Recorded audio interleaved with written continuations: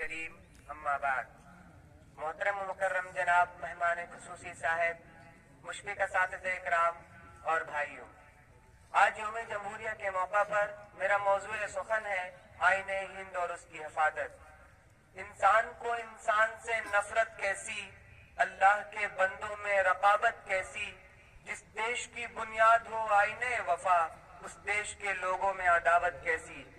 سامعین اکرام، ہم اس عظیم ملک کے باشندے ہیں جہاں گنگا جمنا جیسی ندیاں بہتی ہیں، جہاں کے جانباز سورماؤں نے داڑ پر چڑھ کر اپنے سینوں میں گولیاں کھا کر جیل خانوں کی کال کوٹریوں میں قید و بند کی صعوبتیں برداشت کر کے ہمیں ظالموں کے بے رحمانہ شکنجوں سے آزاد کرایا۔ بھائیوں، اگر ہم دل کی گہرائیوں سے آزادی کے مفہوم کا جائزہ لیں تو ہمیں خراج عقیدت پیش کرنا ہوگا۔ شہنشاہ خطابت مولانا ابوالکلام آزاد کو ہمیں یاد کرنا ہوگا۔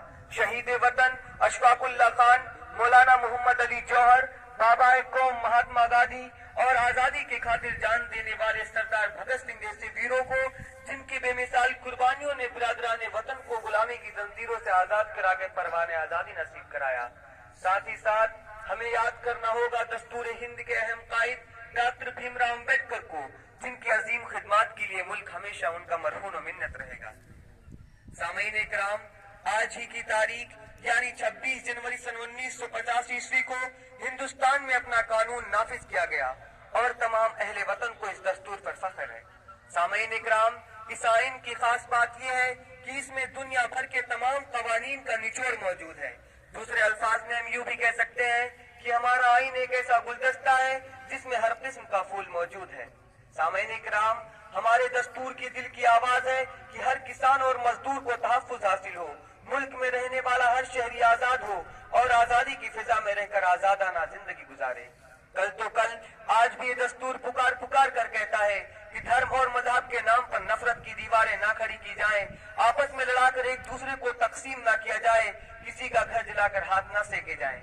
ایسے میں ہر شہری کی ذمہ داری ہے کہ وطن عزیز کی فلاح و بہبود کے خاطر متحد ہو کر دستور کی خلاف ورزی پر آواز بلند کرے اور اس کے تحفظ کے لیے ہر وقت کمر بستہ رہے، تاکہ یہ ملک ہندوستان ترقی اور بقا کی راہ پر گامزن ہو۔ بھلا دیر کیسی، آج ہی یہ فیصلہ کر لیں، بھلا دیر کیسی، آج ہی یہ فیصلہ کر لیں، ہمیشہ کے لیے ہم ختم سب شکوے گلے کر لیں، محبت دل میں اور آنکھوں میں ہم جام وفا بھر لیں، یوں ہی جمہوریت کا خون ہم کب تک بہائیں گے، کرو وعدہ نہ ہم اہل وطن کو اب ستائیں گے، وطن کو پھر سے ہم ایک پیار کی جنت بنائیں گے۔ اب آخر میں دعا ہے کہ بار الہ ہم تمام ساکنان ہند کی حفاظت فرما اور ہمیشہ ایک دوسرے کے شانہ بشانہ چلنے اور مل بیٹھنے کی توفیق عطا فرما۔ آمین۔ السلام علیکم۔